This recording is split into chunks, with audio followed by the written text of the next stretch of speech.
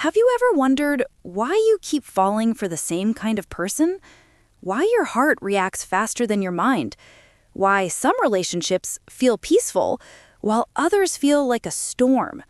Or why even with your best intentions, your relationships end up repeating the same painful patterns? You might think, maybe I'm unlucky in love. Maybe people don't value me. Maybe something is wrong with me. But the truth is much deeper, gentler, and far more human. You love the way you do because of your relationship style, a hidden blueprint shaped by your childhood, your fears, your wounds, and your deepest unmet needs.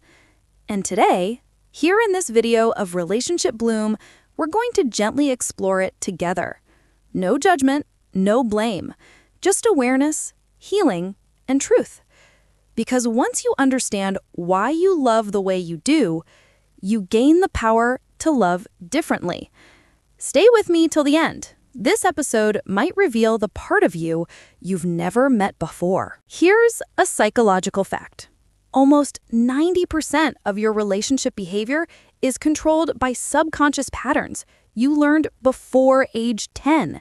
Yes, before you knew what love really meant, before you knew what trust or hurt meant, your body quietly learned how to feel safe, how to get attention, how to avoid pain, how to be loved.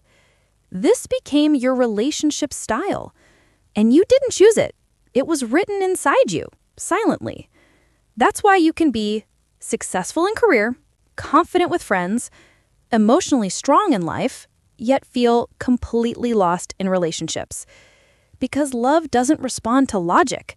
Love responds to patterns. Let's understand the 4 main relationship styles, and then I'll help you identify your own. First, secure style. Love feels safe. These people communicate clearly, don't fear losing loved ones, don't play games, trust easily, give freedom without anxiety. They weren't perfect children. They just had consistent emotional availability. Second, anxious style. Love feels like uncertainty.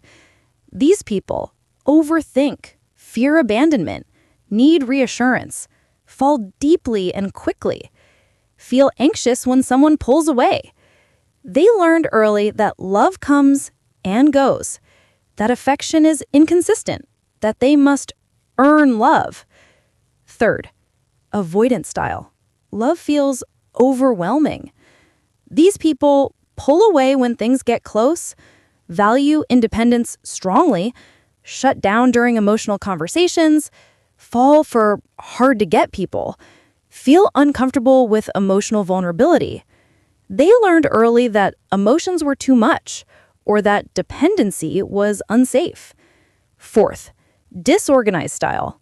Love feels like a push-pull battle. These people crave love, fear love, want closeness, run from closeness, repeat toxic patterns, get stuck in trauma bonds. They usually grew up around chaos, unpredictability, or emotional instability. Let me tell you a story. You might see yourself in it. A person grows up feeling unseen. Their parents were not bad, just busy, stressed, distracted, or emotionally unavailable. They learned, I must behave well to be noticed. If I express emotions, I become a burden. Love is unpredictable.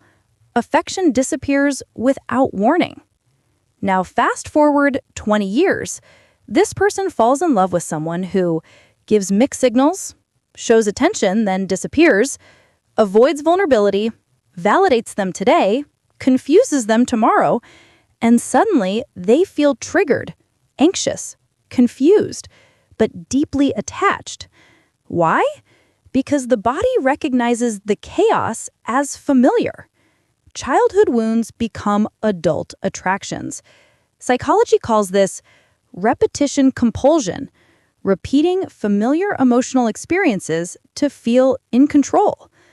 Your body doesn't fall for a person, it falls for a pattern. Now let's see how to identify your relationship style. Take a breath. Place your hand on your chest if you can. Listen as I describe the signs. If you constantly ask, "Do they still love me? Why didn't they reply?" you may have an anxious style. If you feel suffocated by closeness and you want love but avoid vulnerability, you may have an avoidant style.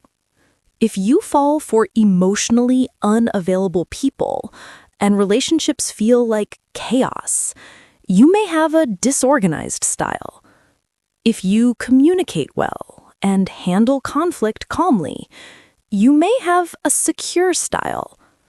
No style is good or bad.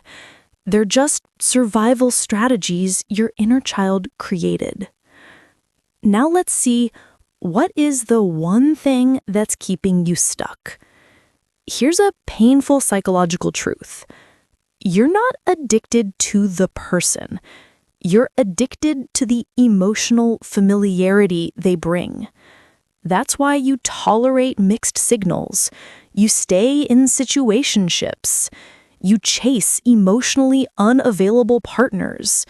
You lose yourself while trying to fix someone.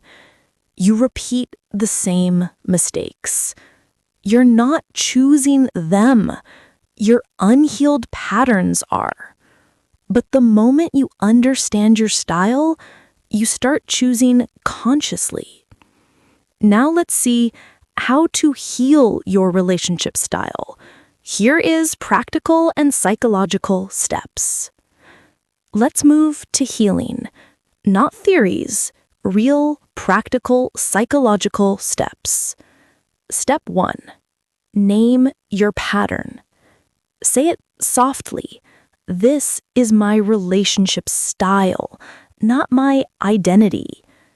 Naming a pattern reduces its emotional power. Step 2. Regulate before you react.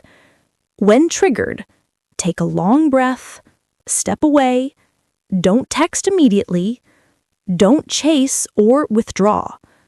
Your style controls you when you're dysregulated. Step 3. Write a trigger diary. Every time you feel anxious, abandoned, smothered, ignored, write what happened, what emotion arose, what childhood memory it resembles. This connects your past with your present. Step 4. Practice secure behaviors daily. Secure behaviors, expressing needs calmly, listening without defense, taking accountability, choosing consistency, creating boundaries. Healing isn't magic, it's practice.